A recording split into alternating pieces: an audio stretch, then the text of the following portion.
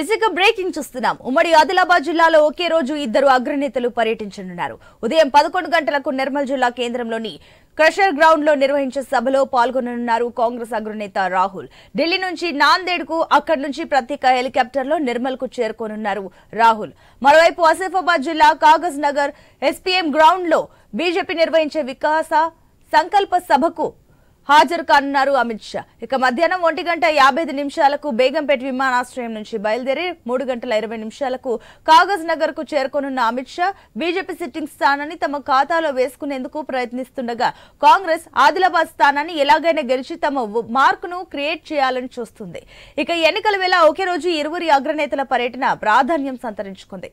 ఇరు సభలకు భారీ జన సమీకరణపై దృష్టి సారించారు ఇరు పార్టీల నేతలు. సభాస్థలి వద్ద పోలీసులు పటిష్ట భద్రత ఏర్పాట్లు చేశారు. సభ అనంతరం ప్రత్యేక హెలికాప్టర్లో అమిత్ షా నిజామాబాద్ వెళ్లనుండగా నిర్మల్ సభ అనంతరం అలంపూర్ సభకు చేరుకోనున్నారు రాహుల్.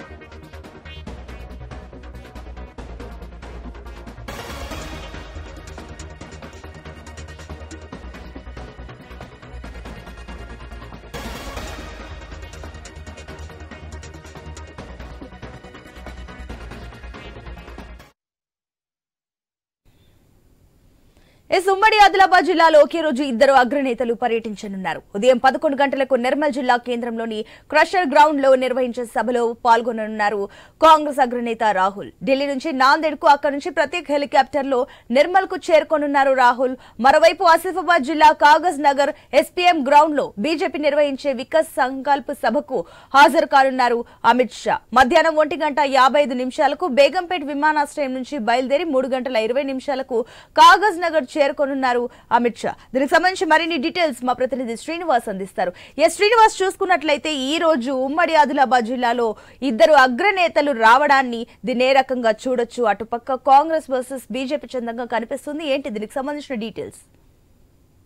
Good morning. ఏదైతే లోక్సభ ఎన్నికలకు సంబంధించి పోలింగ్ మరో 9 రోజుల్లో జరగనున్న నేపథ్యంలో ఏదైతే ఈ రోజు ఉమ్మడి ఆదిలాబాద్ జిల్లాకు అయితే ఇద్దరు అగ్రనేతలు అయితే తమ ప్రచారాన్ని నిర్వహించడానికి అయితే వస్తున్న సందర్భాలు అయితే చూస్తున్నాం. దాదాపుగా ఇప్పటికే ఇటు ఏదైతే బీజేపీకి సంబంధించినటువంటి ప్రధాని మోదీ, అమిత్ షాతో పాటు జేపీ నడ్డా తెలంగాణ రాష్ట్ర వ్యాప్తంగా సభలో పాల్గొంటుండగా కాంగ్రెస్ పార్టీకి సంబంధించి ఇప్పటికే సీఎం రేవంత్ రెడ్డి జనజాతర సభలో పాల్గొంటున్నారు. ఏదైతే ఈ రోజు నిర్మల్ జిల్లా కేంద్రంలో నిర్వహిస్తున్నటువంటి జనజాతర సభకైతే ఏఐసిసి అగ్రనేత రాహుల్ గాంధీ అయితే రానున్నారు.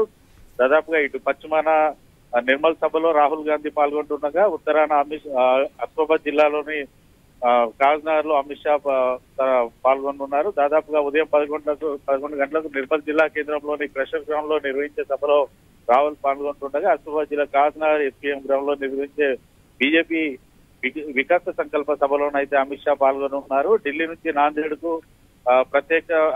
ఢిల్లీ నుంచి నాందేడ్ కు వచ్చిన అనంతరం అక్కడి నుంచి ప్రత్యేక హెలికాప్టర్ లో నిర్మల్ కి ఉదయం 11 గంటలకు రాహుల్ చేరుకొని ఉన్నారు. అలాగే అమిత్ షా వచ్చేసి మధ్యాహ్నం 1:55 బేగంపేట్ విమానాశ్రయం నుంచి బయలుదేరి ప్రత్యేక హెలికాప్టర్ లో 3:20 అయితే కాగజ్నగర్ అయితే చేరుకొని ఉన్నారు. దాదాపుగా ఆదిలాబాద్ స్థానం ఇప్పటికే బీజేపీకి ఉండగా ఈ ఎన్నికల్లో కూడా ఖచ్చితంగా మరొకసారి ఆ స్థానాన్ని కైవసం అయితే బీజేపీ దాదాపుగా ఆదిలాబాద్ పార్లమెంట్ లో 7 సెగ్మెంట్లు ఉండగా 4 సెగ్మెంట్లలో బీజేపీకి సంబంధించినటువంటి ఎమ్మెల్యేలు ఉన్నారు. 2 సెగ్మెంట్లలో బీఆర్ఎస్ పార్టీకి చెందినటువంటి ఎమ్మెల్యేలు, ఒక్క స్థానంలో మాత్రమే కాంగ్రెస్ పార్టీ ఎమ్మెల్యే ఉన్నారు. అయితే అసెంబ్లీ ఎన్నికల తర్వాత మాత్రం పూర్తిగా ఆదిలాబాద్ పార్లమెంట్ లో మాత్రం భారీగా మార్పులు అయితే చేరుకున్నాయి. ఏదైతే బీఆర్ఎస్ పార్టీకి చెందినటువంటి మాజీ ఎమ్మెల్యేలతో పాటు ఇటు బీజేపీకి చెందినటువంటి మరికొంతమంది నేతలు కూడా ఇటు కాంగ్రెస్ పార్టీ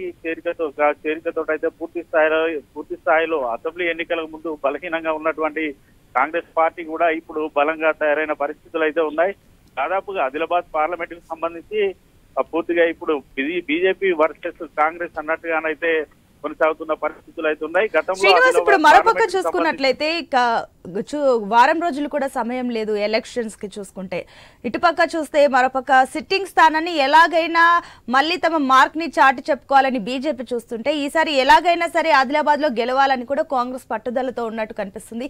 సో ఈ రోజు ఈ జరిగే మీటింగ్స్ నేపథ్యంలో ఏదైతే మాటల వారు కూడా జరిగే అంటే విమర్శలు ప్రతి విమర్శలకు కూడా తావుండే అవకాశం ఉందంటారా?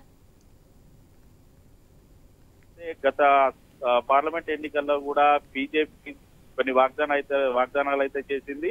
ఆదిలాబాద్ పార్లమెంట్ కి సంబంధించి ఆదిలాబాద్ కి గుండెకాయగా ఉన్నటువంటి సిసిఐని పునరుద్ధరిస్తాం, ఖచ్చితంగా ఆదిలాబాద్ కు సంబంధించి ఎయిర్పోర్ట్ తో పాటు గిరిజన యూనివర్సిటీని కూడా కేటాయిస్తామనేసి గత ఎన్నికల్లోనైతే ఇటు బీజేపీ పార్టీ హామీలు ఇచ్చి గెలుస్తుంది. అయితే ఇప్పటికి కూడా ఏ ఒక్క హామీ కూడా పూర్తి స్థాయిలో నెరవేరలేదు. ఇదే అంశాన్ని తమకు అస్త్రంగానైతే ఇటు కాంగ్రెస్ పార్టీ నేతలు అయితే మార్చుకుంటున్న సందర్భాలు ఉన్నాయి. దాదాపుగా అసెంబ్లీ ఎన్నికల అనంతరం ఇటు అభ్యర్థి ఖరారు కాకముందు అయితే ఆదిలాబాద్ జిల్లా కేంద్రంలో ఇటు మోదీ సభ నిర్వహించినప్పటికీ కూడా గతంలో ఇచ్చిన హామీల పైన ఏదైనా మాట్లాడతారని అనుకున్నప్పటికీ కూడా అసలు వాటిపైన ఊసెత్తిన సందర్భాలు కూడా లేవు. అయితే ఈ రోజు జరిగే సభల్లోనైతే పూర్తిగా ప్రధానంగానైతే కాంగ్రెస్ పార్టీ ఇప్పటికే పూర్తి స్థాయిలో ఈ ఆదిలాబాద్ పార్లమెంటు స్థానాన్ని తమకు కైవసం చేసుకోవడానికి అయితే గతంలో బీజేపీ ఇచ్చిన హామీలతో పాటు అమలు చేయని హామీలను ఫోకస్ చేయడమే కాకుండా తాము అధికారంలోకి వస్తే ఎటువంటి హామీలు ఇస్తామనేది కూడా ఇటు రాహుల్ అయితే తన ప్రసంగంలోనైతే తెలుపనున్నట్టుగానైతే మనకు తెలుస్తోంది. అయితే ఓవైపు ఇటు అమిత్ షా సభ ఉన్న నేపథ్యంలోనైతే ఖచ్చితంగా ఈ మాటల వారైతే కొనసాగే అవకాశం అయితే ఉన్నది. శ్రీనివాస్, మరోపక్క ఇప్పుడు ఏదైతే ఈ రోజు జరిగే సభలకు సంబంధించిన బందోబస్తు ఏర్పాట్లు ఏ రకంగా ఉన్నాయి, అదేవిధంగా ఇద్దరు అగ్రనేతలు రావడం వెనుక కూడా ట్రాఫిక్ ఆంక్షలు ఏ రకంగా ఉండబోతున్నాయి, దీనికి సంబంధించిన డీటెయిల్స్? దాదాపుగా ఇటు రాహుల్ సభకు సంబంధించి కానీ అటు అమిత్ షా సభకు సంబంధించి కూడా ఇప్పటికే పూర్తి స్థాయిలో ఇటు కేంద్ర బలగాలతో పాటు జిల్లా పోలీస్ అధికారులు కూడా అన్ని రకాలుగానైతే ఏర్పాట్లు చేశారు. ఇప్పటికే సభకు సంబంధించినటువంటి స్థలాలను అయితే పూర్తి స్థాయిలో తమ ఆధీనంలో తీసుకున్నారు. నేతల పర్యటనల నేపథ్యంలో ఆయా ప్రాంతాల్లో ట్రాఫిక్ ఆంక్షలు అయితే విధించారు. ఖచ్చితంగా సభ ప్రారంభానికి 2 గంటల ముందు నుంచి సభ అయిపోయినంత ముందు ఒక 2 గంటల వరకు అయితే పూర్తి స్థాయిలో ఆంక్షలు ఉంటాయని ఇప్పటికే ఇటు ట్రాఫిక్ పోలీసులు కూడా చెప్పిన పరిస్థితులు అయితే ఉన్నాయి. దాదాపుగా ఈ రోజు ఉదయం 11 గంటలకు రాహుల్ సభ ప్రారంభమైన అనంతరం మధ్యాహ్నం 2 గంటల వరకు ఈ సభ పూర్తవనుంది. సభ అనంతరం అయితే రాహుల్ ప్రత్యేక హెలికాప్టర్ లో అలంపూర్ లో నిర్వహిస్తున్నటువంటి సభలో పాల్గొనున్నారు.